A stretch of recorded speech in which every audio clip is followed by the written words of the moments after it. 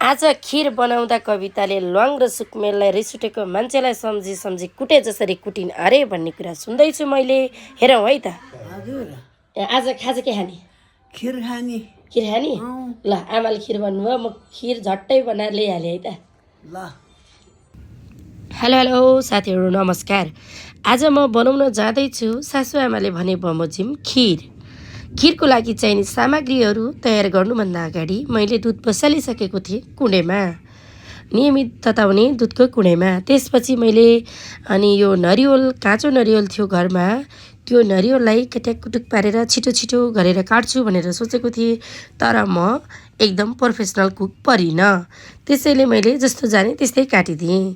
त्यसपछि मैले यो बदामलाई पनि पटापटु पारेर काट्छु भनेर सोचे जस्तो काटाइ त कहाँ हुन्थ्यो र। त्यसपछि काटेँ मैले काजुलाई पटापटु पारेर काट्छु भनेको त्यो पनि त्यस्तै भयो। अनि मैले यो ल्वाङ र सुकमेललाई रिस उठेको मान्छेलाई सम्झेर कुट्नुपर्छ भनेर सोचेको थिएँ, त्यसरी नै कुटिदिएँ। दुध यता भल्किसकेको थियो।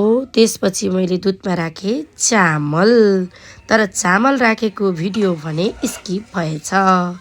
त्यसपछि यो सुकेको नरिवल कोरेको भिडियो पनि स्किप भएछ।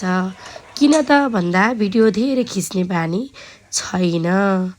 अनि भिडियो नखिचिसकेपछि फेसबुकले कन्टेन्ट पुगेन भनेर मलाई भनिदिन्छ। अनि अलिअलि आउन बन्द भइदिन्छ। अनि मैले अघि रिस उठेको मान्छेलाई सम्झी सम्झी कुटेको ल्वाङ र सुकमेललाई यहाँ राखिदिने निर्णय गरेँ। त्यसपछि मैले स्याट्ट राखिदिएँ, दालचिनी पनि मिसाएर राखिदिएँ। अनि यसलाई राखेर फनक्क चलाइ घुमाइ चलाइदिएँ। जति चलायो त्यति मिठो हुन्छ खिर भनेको सुनेको थिएँ। त्यसैले मैले पनि आज मिठो खुवाउँछु भनेर चलाइ गरेर अनि यसलाई चाहिँ एकदम पाकेको बनाइसकेको थिएँ। अनि मैले यो सबै अघि जे काटाकुटुक गरेर काटेको थिएँ ती सबैलाई एकै ठाउँमा राखिदिएँ र फेरि मैले बल लगाएर चलाइदिएँ। चिनी राख्न खोजेको थिएँ, पहिला यसलाई चलाउँछु र पछि मात्रै चिनी राख्छु भन्ने सम्झेर अनि चिनीलाई साइडमा राखेर चलाउन थालेँ। यस्तो मजाले चलाएँ कि चलाएको चलाइ भएँ। अनि मैले चिनी राखेँ। अनि यसो चिनी राख्दै सम्झेँ हाम्रो घरमा त भिनाजुलाई पनि डायबिटिज, अनि त्यसपछि आमालाई पनि, दिदीलाई पनि, अब हामी पनि हुनसक्छ, त्यसैले चिनी कम खानुपर्छ कविता भन्ने भयो। अनि चिनी कम खाएँ। अनि त्यसपछि घिउ पनि थोरै राखिदिएँ र मजाले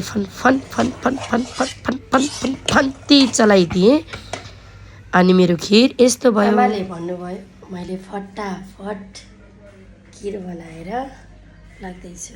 आमाले के भन्नुहुन्छ हेरौँ है त। आमा खिर कस्तो छ आमा? एकदम मिठो छ कान्छी। मिठो छ? ल नमिठो भयो भने मिठो भनिदिनु भएको छ आमाले। तर कस्तो छ? पकाइ चाहिँ मिठै जस्तो लाग्छ। हेरौँ है त। अब दिदी भिनाजुलाई दिएर हेरौँ है त। दिदी के छ? ठिक छ नि? ठिक छ। अनि ल चाखेर भन्नु त कस्तो छ खिर? मिठो होला नि। आफू जस्तै मिठो बनायो अरे नि मेरो प्यारी बुहारीले। हो एकदम मिठो छ नि कान्छी। हो र? तिमी जस्तै मिठो छ, स्विट। ल थ्याङ्क यू दिदी। सौरभलाई कस्तो छ भन भनेको फ्याटा हात जोडिहाल्छन्। त्यसपछि मैले भने सौरी सधैँ हात जोडिरहनु पर्दैन, खाएर कस्तो छ भनेर भन भनेको। अनि खाइसकेपछि मिठो छ नानी भनेर भने। अनि ठुल्छोराले पनि मिठो भनिसकेपछि नानीले मोबाइल हेरिरहेको थिइन्। मैले मोबाइल हेर्नु हुँदैन, म सबैलाई भनिदिन्छु यो मोबाइल हेरेको भनेर पनि अझै नानीलाई केही कुराहरू गरेँ। नानी ल म पनि लिन थालेँ, तर गर्मी बढेछ, पसिनै भइसकेछ मेरो।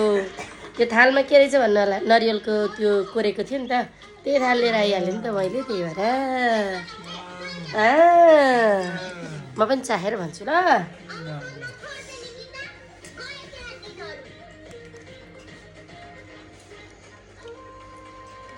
ठिकै भारी छ।